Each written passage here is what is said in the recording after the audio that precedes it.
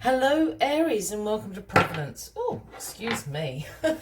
My name is KK and this is your general weekly reading for the week commencing the 22nd of December 2019. Thank you for joining me. I hope you're all very well. Once again, this is for the Aries Collective Sun, Moon, Rising, Venus signs of Aries, as well as the cross watchers. Everyone is welcome here.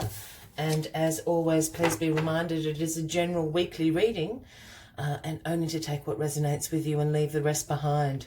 Here we have the Seven of Cups flipped up, so opportunities and choices at your fingertips this week, Aries. There's a little caveat that goes along with the Seven of Cups, and the saying I always use is not all that glitters is gold. If you're familiar with that saying, this means that there are many opportunities and choices available to you. However, all these cups brimming with opportunities and choices are probably, some aren't the ones that are meant for you. Like, you're probably not going to want the serpent or the devil down there. So to choose very carefully what opportunities and paths you bring into your life. With the Seven of Cups showing up here. Be very careful about your choices. Choose wisely. This also has another meaning, I guess, the Seven of Cups, and sometimes this speaks about wishful thinking, thinking that all these opportunities are available for you. But again, not all these opportunities are for you that may present themselves. Choose wisely. Absolutely. When the Seven of Cups turns up, let's get the rest of the cards on the deck and see what choices and decisions you are making throughout this week, my lovely Aries. All right, card at the bottom of the deck is the Knight of Cups, the dashing Knight of Cups. So the Knight of Cups brings the offering about romance, about charm, imagination, creativity to your life this week. Let's keep this in mind as the weekly reading goes through. But absolutely, the Knight of Cups is here to offer you, as I said, creativity, imagination, romance, charm, love in your life. That is the offering of the Knight of Cups. But let's get on with this. Okay, so we spoke about the Seven of Cups, and what we have crossing you this week is the Emperor. The King of Kings is the Emperor. This is your card, Aries, so this is absolutely to do with you. This is your reading. So you are the King of Kings. There is no higher authority in the land than the Emperor. And the Emperor stands for authority, establishment, structure. Can sometimes stand for a father figure, perhaps in your life. But I think with the case of this is your card, Aries, and it's crossing these choices and decisions to be made. It's asking you absolutely to sit on your throne as the Emperor, be the authority of your life, and make these wise decisions about these choices and opportunities available to you this week. This is also a call to a little bit of structure. And look, it could be as simple as having a little bit of structure for your festive activities if you are celebrating over this week. Have a little bit of structure involved in there so you can get through. But absolutely, be the authority, be the boss of your own life, and choose wisely these decisions, these choices, these opportunities being presented to you at the moment. In the recent past here, we have the King of Wands. Again, in your area here, this is you and your personal power, Aries. Very strong Aries reading. You are the natural born leader. This is about your qualities of entrepreneurial. This is you and your ability to be a great visionary. And I mean in the way of, you can see potential in things that other people can't see. You can see how to take that potential and turn it into something very successful. You're very honourable, and you have this gift that not a lot of people have, Aries. So this is in your recent past. This is just absolutely talking about you being on fire in your personal power here as the King of Wands. Moving across to the Emperor, your major arcana card. This is all about you and the decisions that you make. I think the King of Wands is here due to this entrepreneurial and visionary quality that I just brought up. Use your abilities in those areas to make these decisions about the Seven of Cup opportunities being available to you. Again, choose wisely. Aries, we have strength in your grounding position. This is the Leo card, if that resonates with anybody out there. But this absolutely is speaking about your inner strength, your courage, your influence.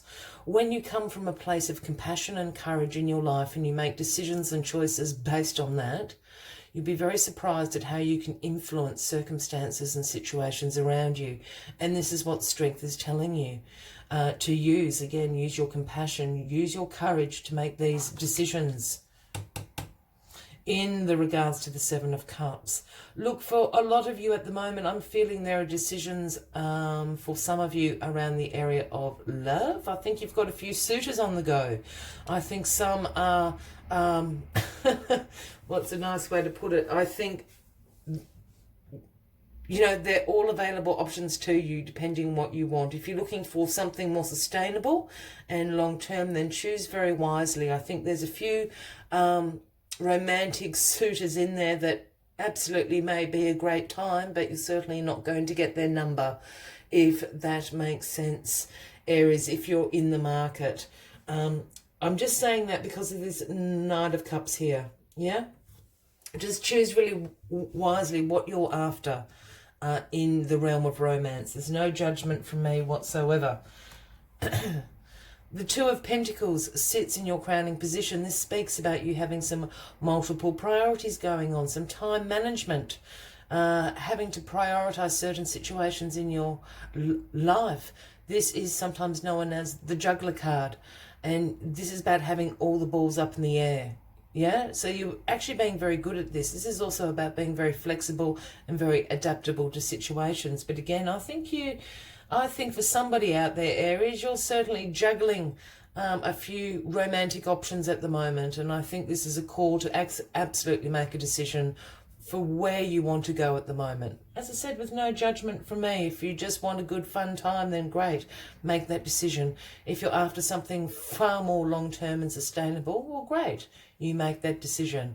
But you've got a lot of things up in the air at the moment. You're keeping those balls juggling. You are I can't speak. You are managing to keep all those balls up in the air, but you know, that's tiring. So just keep in that mind when choosing from the Seven of Cups as well.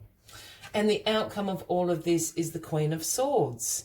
Very interesting. So the Queen of Swords is very independent, has very unbiased judgment, very clear boundaries, very direct communication. She holds the sword of truth in her hand. She has great mental clarity. If we go back to this scenario of a few options, love options up in the air, Aries, well, the Queen of Swords could be a very good opportunity for you, a very good choice. Now, the Queen of Swords can be a man or a woman, and we'd certainly be speaking about a Gemini, Libra, or an Aquarian. For others of you that aren't interested in this romantic option, and this is absolutely about choosing some opportunities and a path to walk in the new year that is coming, you're going to be embracing this energy of the Queen of Swords. You're going to make some very independent judgments with your sword of truth in your hand.